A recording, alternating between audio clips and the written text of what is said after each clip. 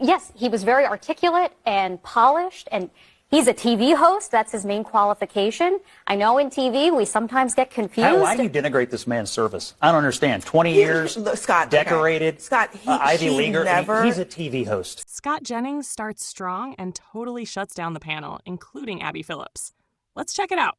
That's all he is. Wait that's a not his second. main qualification. That is his He said he's a TV host. TV His main qualification. It is his You're denigrating this man's qualifies you. Not every member who serves deserves to be in charge of the DOD. She said his main qualification is that he's a TV host, and I'm sorry, that's just baloney. I think that gets him 40% His main qualification is that he's a warfighter, and he's going to be the closest warfighter we've ever had to the enlisted people running the Pentagon. He's decorated, he's an Ivy Leaguer, and he knows what he's doing. Just to be clear, Scott, I hear you say that because I remember Pete Hegseth said it.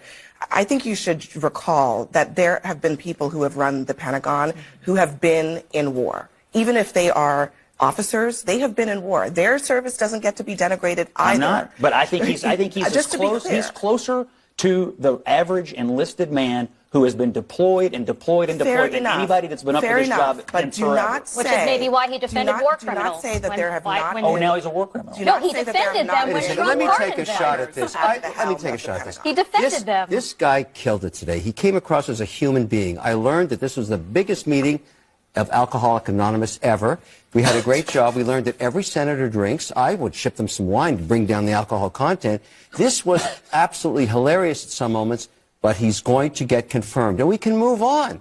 I like dust on boots, a guy that went and fought, saw men and women die, and I also learned today... Every time I see that girl with the squeaky voice or the woman with the what's going on face on Abby Phillips' CNN show, I can't help but roll my eyes. I already know I'm about to hear something completely absurd. And honestly, I think they're put there for that exact reason, to spout nonsense and stir the pot. It's almost predictable at this point. Now, if Scott Jennings isn't on the panel, the show just feels pointless. Sure, they've got OI on there right now. He's a great guy. But let's be honest, without Scott, this show completely loses any balance or actual debate. It just turns into The View, where everyone's shouting the same old overdone liberal talking points at each other. And don't even get me started on The View's so-called Republican.